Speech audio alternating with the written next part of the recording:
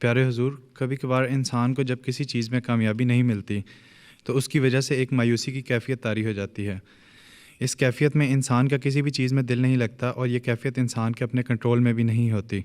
اس موقع پر انسان یہ سوچ کر دل کو تسلی دینے کی کوشش بھی کرتا ہے کہ ہر کام میں اللہ کی مصلحت ہوتی ہے، لیکن پھر بھی اس کیفیت سے نکلنا بہت مشکل ہوتا ہے۔ پیارے حضور، رہنمائی فرمائیں کہ انسان کو اس کیفیت میں کیا کرنا چاہیے۔ حضرت مبارکہ بیگم صاحب کا ایک شعر ہے کہ مایوس و غم زدہ کوئی اس کے سوا نہیں، قبضے میں جس کے قبضہ سیف خدا نہیں۔ ٹھیک ہے، اللہ تعالیٰ کی تلوار کو ہاتھ میں رکھو، یہ یقین ہو کہ اللہ تعالیٰ ہے، یہ یقین ہو کہ اللہ تعالیٰ دعائیں سنتا ہے، یہ یقین ہو کہ اللہ تعالیٰ ہمیں اس حالت میں جو گزار رہا ہے یہ شاید کوئی ٹرائل ہو، چھوٹا سا عرضی کوئی امتحان ہو جس میں سے ہم نے گزرنا ہے، اور اس امتحان میں سے گزرنے کے بعد پھر اللہ تعالیٰ کامیابی دے گا۔ اور دعا بھی انسان کر رہا ہو اللہ تعالیٰ سے، یہ یقین ہو کہ اللہ تعالیٰ دعائیں قبول کرتا ہے۔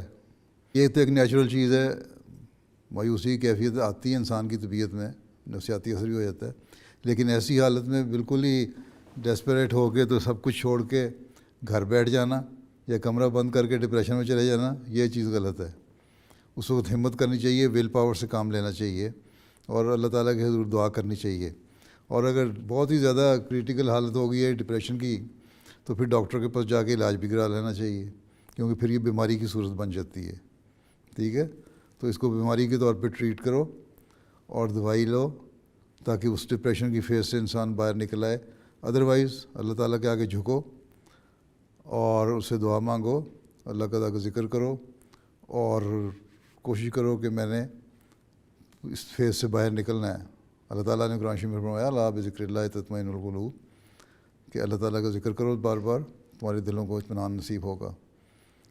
اور اس کے لیے کوشش کرنی پڑتی ہے، ول پاور سے کام لینا پڑتا ہے اور جو حقائق ہیں ان کو فیس کرنا چاہیے، مرد بننا چاہیے۔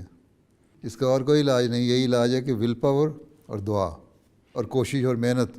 جس کام میں کمی ہے، اور اگر ہو سکتا ہے ایک کام میں انسان ناکام ہوتا ہے، کامیابی نہیں ملتی، تو دوسرے کام میں کامیابی مل جائے۔ بعض دفعہ لمبا عرصہ نہیں ملتی اور ایک ٹرائل میں انسان جا رہا ہوتا ہے، لیکن خدا کو چھوڑ کے کہیں اور راستہ بھی نہیں ہے۔ اس مجذوب کی طرح جو بیٹھا تھا اور نعرے لگایا کرتا تھا، اللہ میاں تیری دنیا پسند نہیں آئی، اس خلیفہ ابل بھی وہاں سے گزرا کرتے تھے، دیکھتے یہی نعرے لگاتا تھا۔ ایک دن بڑا خاموش بیٹھا تھا، سر نیچے کیے، انہوں نے بولا آج نعرے نہیں لگا رہے، اللہ تعالیٰ تیری دنیا پسند نہیں آئی۔ کہتا ہے آج اللہ میاں نے مجھے جواب دے دیا۔ نے کیا جواب دیا؟ نے کہا اچھا پھر جو دنیا پسند ہے وہاں چلے جاؤ۔ تو دنیا تو یہی ہے، اسی میں رہنا ہے، اسی میں گزارا کرنا ہے، تو اسی میں اس لیے ہمت اور مردانگی سے رہنا پڑے گا۔ ٹھیک ہے، اولاد کو بھی اپنی اطاعت سکھائیں گے، عہد وفا کیا